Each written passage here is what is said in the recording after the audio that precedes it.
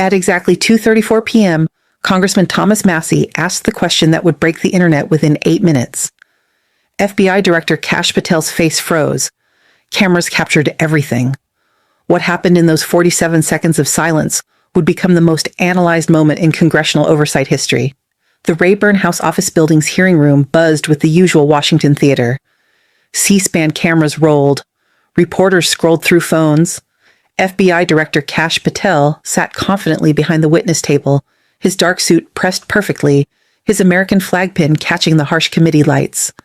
He'd navigated dozens of these hearings before, deflecting questions with practiced ease, turning controversies into talking points about FBI efficiency and national security wins. But Thomas Massie wasn't like other congressmen. The Kentucky Republican had built his reputation on preparation, precision, and an engineer's mind for exposing contradictions. While other members grandstanded for cable news clips, Massie studied documents. While others asked softball questions, Massie constructed intellectual traps that witnesses didn't see until they'd already walked into them. And today, Massie had something nobody knew about. A whistleblower document. 23 pages detailing FBI handling of Epstein-related materials. Names, dates, deleted files, and suppressed evidence. The document had arrived at Massie's office through encrypted channels 3 weeks earlier, and his staff had spent every day since verifying its authenticity. The hearing had covered standard oversight topics for 90 minutes.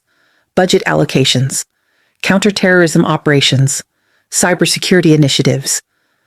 Patel had been smooth, confident, even charming when discussing FBI accomplishments under his leadership. He'd survived the tough questions about personnel changes and political loyalty with his usual deflections about transparency and results. But Massie had been waiting, watching, letting Patel get comfortable, letting his guard drop. Director Patel, Massie began, his Kentucky accent cutting through the room's ambient noise with unexpected sharpness. I want to shift topics to the Jeffrey Epstein investigation. The temperature in the room changed instantly. Reporters stopped scrolling. Other committee members looked up from their notes. Even the stenographer's fingers paused momentarily before resuming their mechanical rhythm. Patel's confident expression didn't change, but something flickered behind his eyes. A micro-calculation. How dangerous was this question going to be? Congressman, the FBI conducted exhaustive investigations into all matters related to Jeffrey Epstein. Patel replied smoothly, falling back on his standard response. We've been more transparent than any previous administration about those investigations. Massie didn't react. He simply opened a manila folder with deliberate precision, the soft rustle of papers somehow ominous in the suddenly attentive chamber. Director, I have documents indicating that in March of this year, Attorney General Bondi directed the FBI to review approximately 100,000 Epstein-related records. Is that accurate? 100,000. The number hung in the air like a detonation. Gasps rippled through the press gallery. Other committee members exchanged quick glances. This wasn't public information. How did Massie have this? Patel's knuckles whitened slightly as he gripped the witness table. Congressman, I'm not going to discuss internal investigative processes or specific document reviews. That's not what I asked, Massie pressed, his engineer's precision cutting through the deflection. I asked if Attorney General Bondi directed a review of approximately 100,000 Epstein records. Yes or no? The room fell completely silent. Even the air conditioning seemed to pause. Patel's media training kicked in, but everyone watching could see the internal struggle playing out behind his carefully controlled expression. The Department of Justice and FBI have conducted comprehensive reviews of all Epstein-related materials. Patel finally responded, the non-answer confirming everything. Massie leaned forward slightly.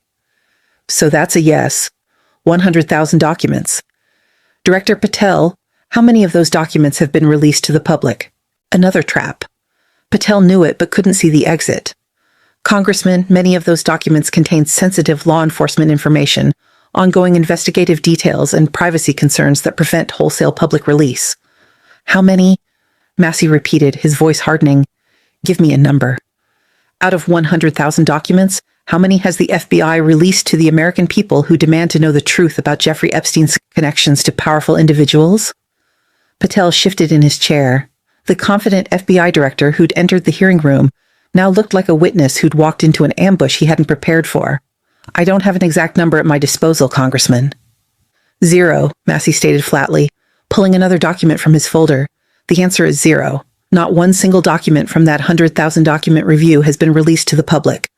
In fact, according to this whistleblower report I'm holding, the FBI specifically directed staff to identify and suppress any documents that might be politically sensitive. The room erupted. Republican committee members demanded to see Massey's documents. Democrats started talking simultaneously about transparency and accountability. Press gallery photographers' camera shutters clicked like machine gun fire, capturing the exact moment an FBI director's carefully constructed narrative began crumbling. The committee chairman gavelled for order, but the chaos took nearly 30 seconds to settle. When the room finally quieted, every camera was focused on Patel's face, waiting for his response. And Patel said nothing. 1 second passed, then 5, then 10. The silence stretched like a tightrope pulled to its breaking point.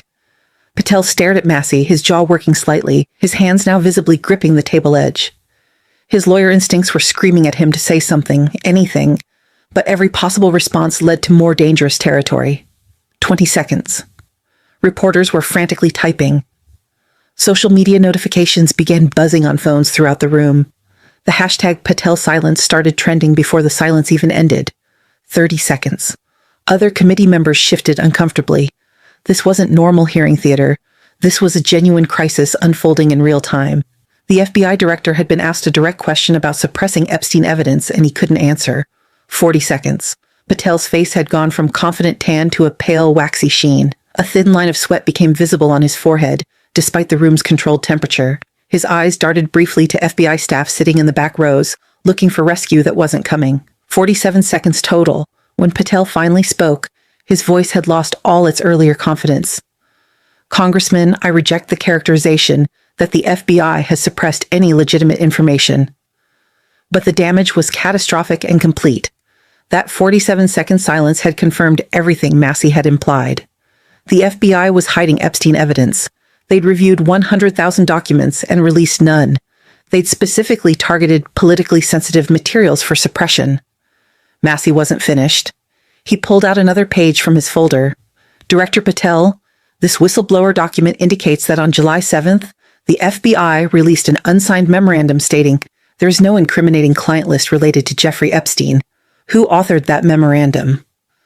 Another precision strike. Patel attempted recovery. That memorandum was the result of extensive investigative work by multiple FBI divisions. Who signed it? Massey demanded. Every official FBI document requires signature and accountability. This one had none. Who made the decision to release an unsigned document, absolving powerful individuals of any connection to a sex trafficking operation?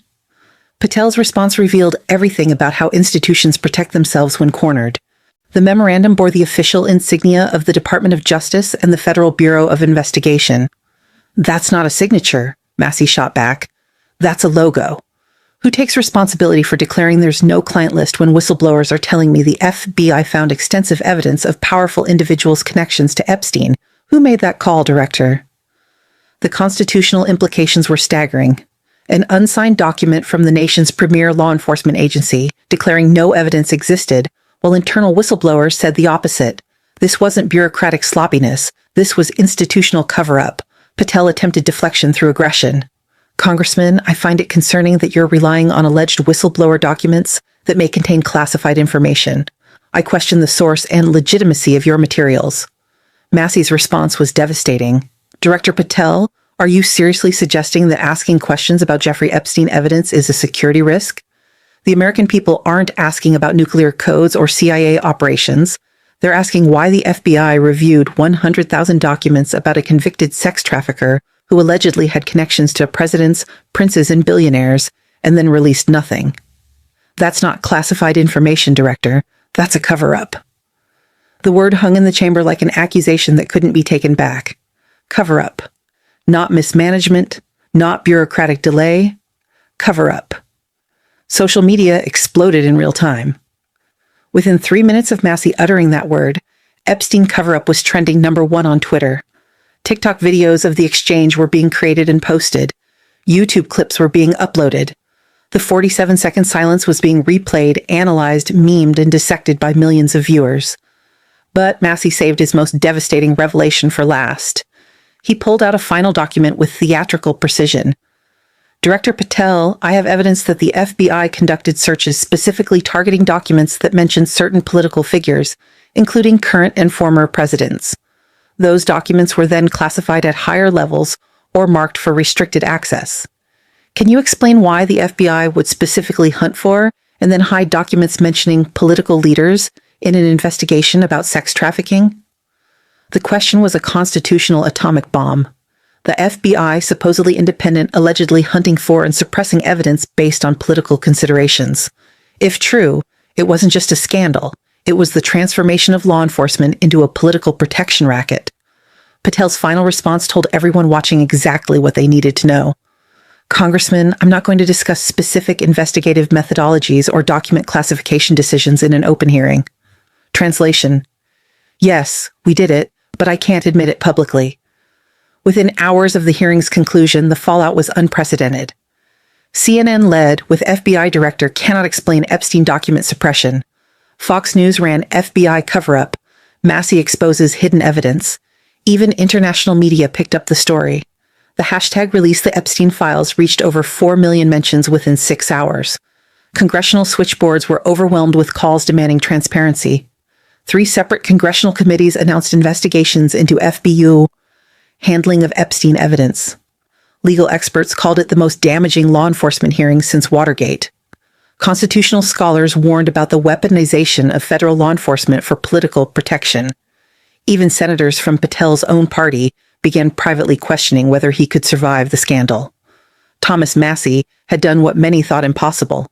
With careful preparation, precise questions, and 47 seconds of devastating silence, he'd exposed what the FBI had been desperately trying to hide. The American people now knew their law enforcement agencies had reviewed 100,000 documents about Jeffrey Epstein's connections to powerful individuals and had chosen to release exactly none of them. The question now wasn't whether there was a cover-up. Patel's silence had confirmed that. The question was how deep it went, who it protected, and whether American democracy could survive institutions that prioritize power over truth. Massey had shown that sometimes the most powerful weapon against corruption isn't a subpoena or a warrant. It's a simple question that forces the guilty to reveal themselves through their inability to answer.